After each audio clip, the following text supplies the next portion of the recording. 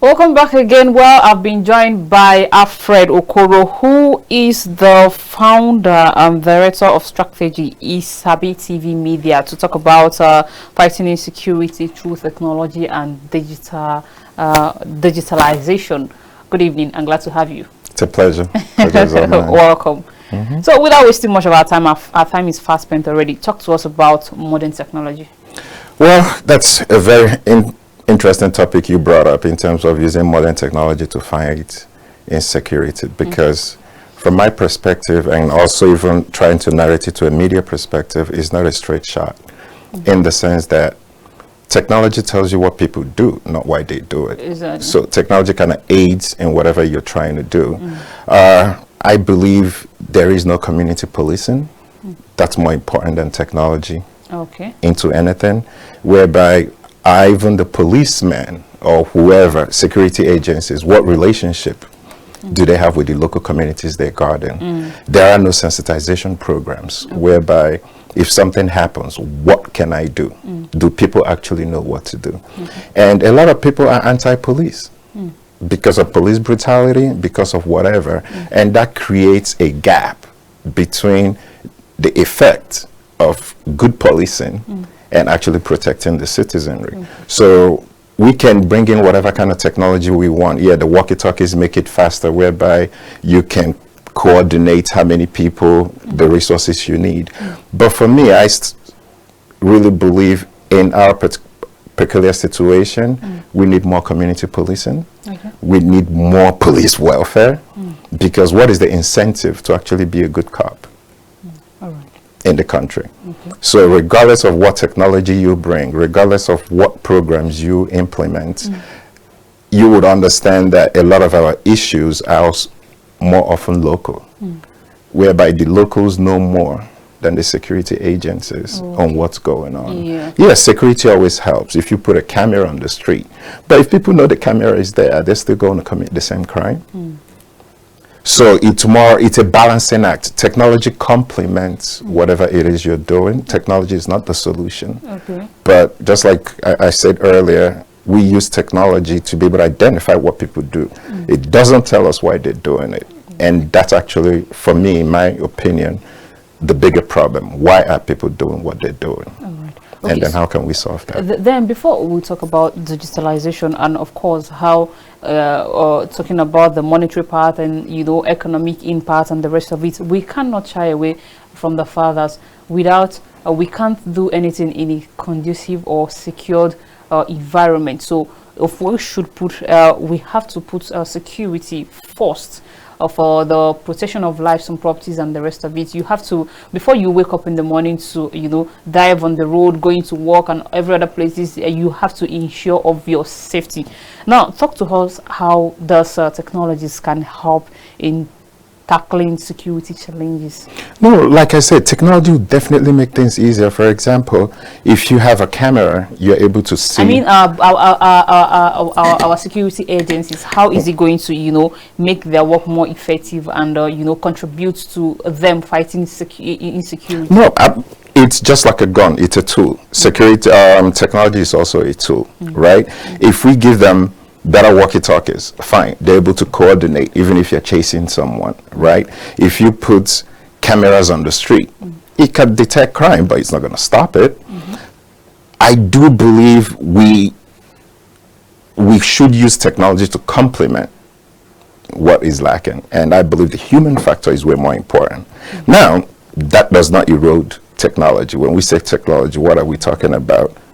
Security apparatus technologies, right? A lot of them have to do with communication devices. How do we even talk to each other? How do you process people? Do you have a crime database? How are you, if you stop somebody on the road, how are you able to identify who the person is?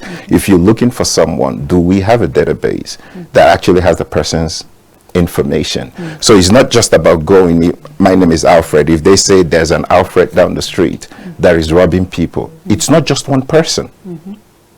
It's not just one person. What if there are 2 or 3 Alfreds that live on that street? How are you able to distinguish between both?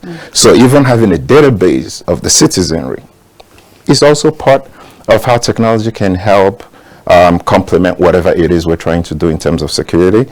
But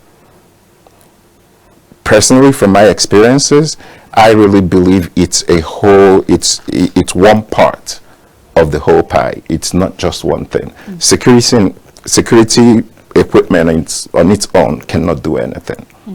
It needs the people. It basically complements whatever it is we have. And as of right now, I believe we as Nigerians will agree we have a broken security system. Yeah. But how do we fix that? It's way more than just buying equipment, equipping people, rolling around. What is the motivation to that? Yeah, of course, I'm aware that you are a digital expert. So talk to us about the benefit that one can get or gain from digitalization. Okay, through media, for example, you can have things like resource sharing. You can have things like workshops. What are you going to achieve from this workshop? Sensitizing the public. Because the public, without community policing, you're not going to be effective. Because there are some criminal elements that might show up, and the citizenry simply wouldn't give them up. Because they don't trust the police. They probably believe these people are ours and stuff like that. And we can see that happening a lot within the country, whereby you need the locals to be able to help the security agencies. I believe that through media, through sensitization programs, we're able to educate the populace. Right? Even if it's a cop coming to educate people, hey, this is what you should do. If somebody comes to mug you on the street, what would you do? What should you do? It should be second nature. And these are the kind of things that we can be able to bring about using media technologies, whereby so that even the citizenry themselves, not just the security agencies, know what to do to be able to better protect themselves. Okay, now for economic impact and financial, how do people tend to make some financial, how do people get to know about how to make financial standard? Because when you talk about the media, a lot of people, 90% of Nigerian youths now have all run to the social media. You see people trying to build, whether a YouTube or Facebook, trying to get monetization or that. The young ones out there, how do they go about it? What's the best way to go about it? Well, the mind is a powerful tool, and without direction, it creates chaos. The issue is there is no guide. Social media is a very powerful element. It allows you to express yourself. If there is no guide, not everybody understands the right step to take. There should be a guide, if you ask me. Absolutely. Well, the absence of something doesn't erode the importance of it. You're just walking like you're. That's the point. So that there is no guide doesn't mean there shouldn't be one. There are no set standards. That's the thing about conventional media, which me and you are on right now, and on social media, there are no rules. Everybody creates parameters. But human nature, if you do not have a guide, you will do whatever you get away with, or you will do whatever you feel is okay. Something feeling okay for you is not necessarily always okay for the society, not necessarily okay for everybody else. Just like podcasting. Every podcast today now is about relationships, but our life is not just relationships.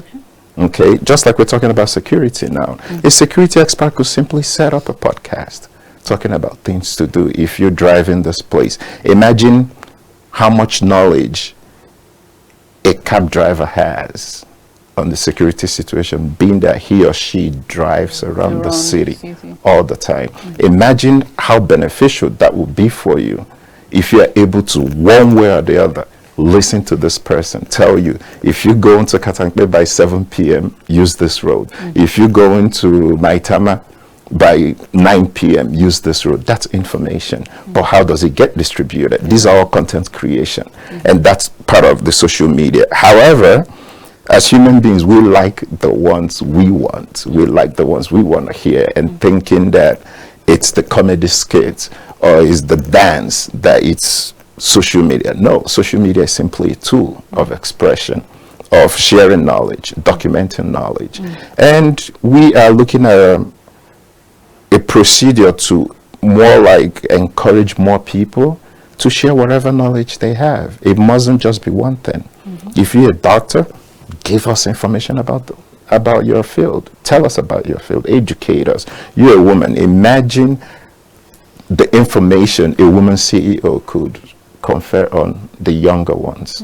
There are so many elements of social media content creation, but it just happens to be that without that guide, people will do the easiest one, which is whichever one is easy to come by, just making fun. So now, in a bid to grow as a nation, or how much job creation or opportunity does the digitalization or the digital world has in store for people who has left school but unable to get jobs?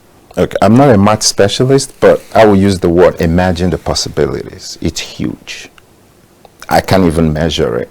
And I say that because if only we know how to harness, we are a very creative population. People are very creative. And when we talk about creativity, we're not just talking about one thing. A lawyer could simply set up a podcast talking about the legalities. If you want to register land, if you want to do this, that's their subject matter. An accountant can start creating content and talk about financial policies, better money management skills, and all that. So if you look at it from each and every sector, it creates employment. People can be self-employed. And to the first topic, crime and unemployment are a synergy. So it's a synergy. If people are unemployed, it will only take time. We are human. We are habit. Like we're a creature of habit. People form habits. If somebody is hungry, they will do whatever they have to do. A hungry man is an angry man. No, they even say if your neighbor is hungry, your chicken ain't safe. So you look at it from that perspective, whereby this allows us a bigger opportunity to carry the youths along, and not just one-sided. But all they need is a guide. Okay, but one last question before we go. Our time is fast spent already. Now, the people in the rural area, or is there what form of sensitization is being given to them to get or spread this knowledge across to them? Well,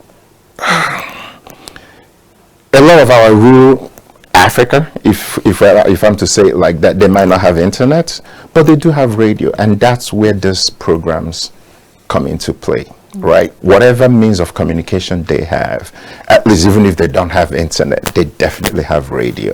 Even if it's not FM, it's AM, things like that. But we must do way more than we're doing now to be able to communicate. People don't read anymore. We can lie to ourselves all we want. You can print pamphlets. I can't remember the last time I read it all. But moving images or conversations make more sense, make it easier for people to understand, and not just that, languages as well. So regardless of geographical location, there is a means of communication. The objective is what information are we passing through. That's the most important thing. We get the information we want to communicate, then we look for the means of communication to be able to get that through. Well, thank you so much, Alfred. I wish we can continue to the discussion, but our time no longer permits us. Well, this is where we've come to the end of the show for today. Thank you for staying with us, and keep watching Kaftan Television. Until I come your way some other time, I am Messi Emelise. Enjoy the rest of your evening. Thank you.